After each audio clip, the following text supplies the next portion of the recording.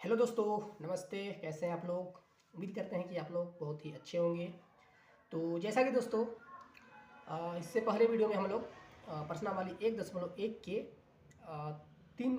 प्रश्न संख्या 3 में दिए गए तीनों प्रश्नों को एक साथ सॉल्व किए थे। ठीक है, तो दोस्तों उसी को कंटिन्यू रखते हुए अब हम उसके आगे के प्रश्न को सॉल्व करते हैं। ठीक है दोस्तों, जो कि आपके सामने दिया गया है। ठीक है, यानी कि प्रश्न संख्या 4 को सॉल्व करते हैं हम लोग। ठीक है, तो चलिए दोस्तों देखते हैं कि जो हमारा प्रश्न संख्या 4 है वो क्या कहता है। ठीक है, तो HCF 306 और 657 बराबर 9 दिया गया है। ठीक है, और LCM 306 और 357 का हम लोग को LCM ज्ञात करने के लिए क्वेश्चन में बोला गया है। ठीक है दोस्तों, तो जैसा कि दोस्तों हम लोग लिखेंगे यहाँ हल। ठीक है, हल।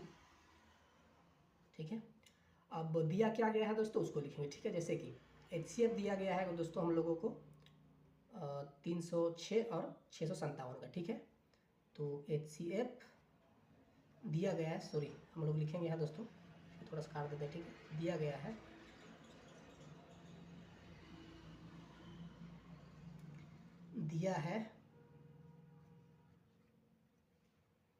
दिया है HCF। ठीक है, HCF किसका किसका दोस्तों? 306 और 657। ठीक है, इसका हम लोग का HCF दिया है दोस्तों वो 9। ठीक है, तो दोस्तों HCF दिया है हम लोग को 9 और हम लोग को इसी संख्या का LCM निकालने के लिए प्रश्न में बोला गया। ठीक है, तो अभी दोस्तों हम लोग इसका निकालेंगे LCM। ठीक है, तो जैसा कि दोस्तों यहाँ दो संख्या दी गई है। ठीक है, दो संख्या, तो एक संख्या को हम लोग मान लेते हैं x और दूसरी संख्या को y। ठीक है, तो जो बड़ी संख्या दोस्तों उसको हम लोग मान लेते हैं x बराबर 657 और y बराबर 306। ठीक है, अब दोस्तों हम लोग को निकालना है LCM, और LCM निकालने के लिए दोस्तों कौन सा प्रॉपर्टी का हम लोग यूज़ करेंगे?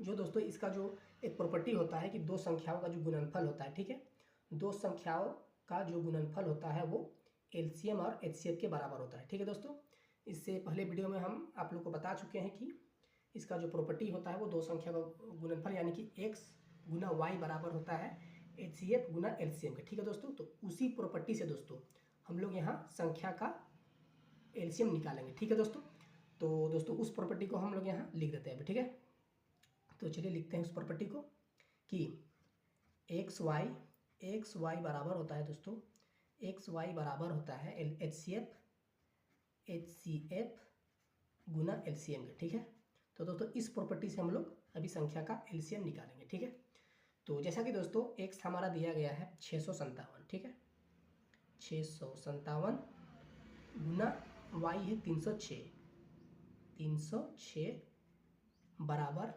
HCF दोस्तों हम लोग का दिया गया है 9 और हम लोग को LCM निकालने के लिए बोला गया। ठीक है, तो दोस्तों इस प्रॉपर्टी में हम लोग ने सारा वैल्यू को रख दिया। अब हम लोग निकालेंगे LCM। ठीक है, तो दोस्तों अब क्या करना है, अब जो कटता है दोस्तों दोनों साइड से उसको हम लोग काट देंगे। ठीक है, तो जैसा कि दोस्तों कौन सी संख्या कट रही है दोस्तों, जैसे कि 6 और 3। जैसे कि दोस्तों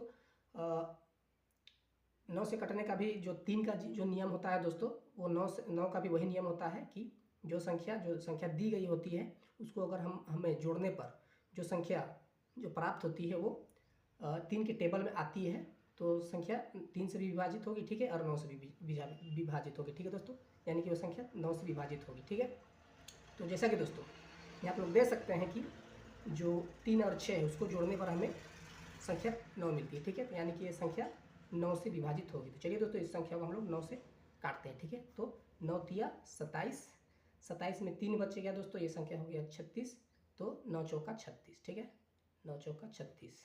अब दोस्तों इन दोनों संख्या को हमें गुना कर देना है। ठीक है, जब दोस्तों हम इन दोनों संख्या गुना करेंगे तो हमें LCM प्राप्त हो जाएगी। ठीक है, तो चलिए सोनों की संख्या को हम लोग गुना करते हैं।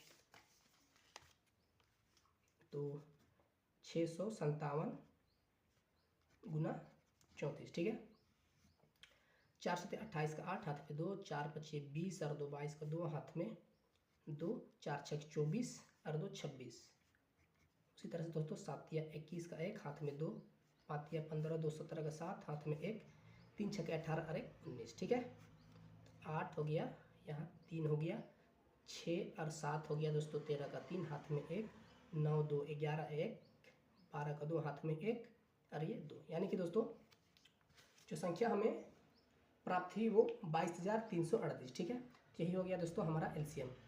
यानी कि एलसीएम बराबर 22,338। ठीक है दोस्तों, तो यही दोस्तों हमारा आ गया एलसीएम। ठीक है, तो चलिए दोस्तों अब हम बढ़ते हैं अपने अगले क्वेश्चन पे, यानी कि प्रश्न संख्या 5 की ओर। ठीक है, तो दोस्तों हमारा अगला क्वेश्चन है यानी कि प्रश्न संख्या 5। ठीक है, तो चलिए देखते हैं इसको कि प्रश्न क्या कहती है। ठीक है, तो जांच कीजिए कि क्या किसी प्राकृत संख्या n के लिए संख्या 6 का पावर n अंक 0 पर समाप्त हो सकती है। ठीक है दोस्तों, यानी कि दोस्तों हम लोग को चेक करना है कि क्या 6 जो है वो 6 का पावर n अंक 0 पर समाप्त हो सकती है या नहीं। ठीक है दोस्तों, तो दोस्तों आप लोग को जानना होगा कि आखिर कोई संख्या 0 पर कब समाप्त होती है। ठीक है, तो दोस्तों ध्यान दीजिएगा, कोई भी संख्या को, ठीक है दोस्तों, कोई भी संख्या को 0 पर समाप्त होने के लिए उसके फैक्टर में, ठीक है दोस्तों, यानी कि उसके गुणनखंड में कम से कम दोस्तों एक बार 2 और एक बार 5 होना जरूरी है। ठीक है दोस्तों, कहने का मतलब है दोस्तों कि जैसे कोई संख्या को हम लोग लेते हैं। ठीक है, एक संख्या जैसे कि हम लोग लेते हैं, एक संख्या लेते हैं हम लोग 8। ठीक है दोस्तों, और एक संख्या लेते हैं हम लोग कोई भी संख्या ले लेते हैं दोस्तों, जैसे कि ले लेते हैं हम लोग 4, और एक संख्या ले लेते हैं हम लोग 10। ठीक है, जब दोस्तों हम लोग इन संख्या का फैक्टर करते हैं, ठीक है, इन संख्या का जब हम लोग फैक्टर करते हैं, जैसे कि 8 का फैक्टर करते हैं दोस्तों, 2 चौका 8 और 2 दूना 4। ठीक है दोस्तों, अब आप लोग देख सकते हैं दोस्तों कि इसमें इसके फैक्टर में संख्या 2 तो प्राप्त हुई हमें। ठीक है, लेकिन हमें 5 प्राप्त नहीं हुई। ठीक है दोस्तों, यानी कि ये संख्या कभी 0 पर समाप्त नहीं हो सकती है। ठीक है दोस्तों, उसे 0 पर समाप्त होने के लिए दोस्तों इसके फैक्टर में कम से कम एक बार 5 और एक बार 2 का होना जरूरी है, क्योंकि दोस्तों इसमें 5 नहीं है तो ये संख्या 0 पर समाप्त नहीं हो सकती। ठीक है, उसी तरह से दोस्तों हम लोग 4 को चेक करते हैं। ठीक है, जब 4 को हम लोग फैक्टर करते हैं, ठीक है, तो 2 दूना 4, ठीक है, और 2 का 2। उसी तरह से दोस्तों आप लोग देख सकते हैं कि इसमें केवल जो फैक्टर है उसमें हमें 2 प्राप्त होती है, 5 हमें प्राप्त नहीं होती। ठीक है, तो दोस्तों ये भी संख्या एक 0 पर समाप्त नहीं हो सकती। ठीक है, लेकिन दोस्तों जब हम लोग 10 को जब फैक्टर करते हैं तो 2 पच्चे 10, यानी कि दोस्तों आप लोग देख सकते हैं कि जब हम लोग फैक्टर किए, यानी कि गुणनखंड किए, तो ये इसमें हम लोग को इसके फैक्टर में 2 भी हमें प्राप्त हुई। ठीक है, 2 भी और 5 भी, यानी कि दोस्तों ये संख्या 0 पर समाप्त हो सकती है। और देख सकते हैं दोस्तों कि इसका जो यूनिट डिजिट है एक 0 है। ठीक है, यानी कि दोस्तों किसी भी संख्या को अगर 0 पर समाप्त होना है, ठीक है, तो उसके फैक्टर में जब उसका हम अभाज्य गुणनखंड करेंगे तो उसमें कम से कम एक बार 2 और एक बार 5 आना चाहिए। ठीक है दोस्तों, ठीक है, तो उसी तरह से दोस्तों हम लोग को, क्योंकि दोस्तों 5 को, ठीक है, ध्यान दीजिएगा, 5 को अब दुनिया का किसी भी सम संख्या के साथ जब आप गुना कीजिएगा तो आपको हमेशा उसकी यूनिट डिजिट यानी कि इकाई अंक पर 0 संख्या मिलेगी। ठीक है, तो चलिए दोस्तों अब हम लोग करते हैं इस संख्या का जांच। ठीक है, तो चलिए करते हैं। तो यहाँ दोस्तों हम लोग लिखेंगे हल। ठीक है, हल। ठीक है,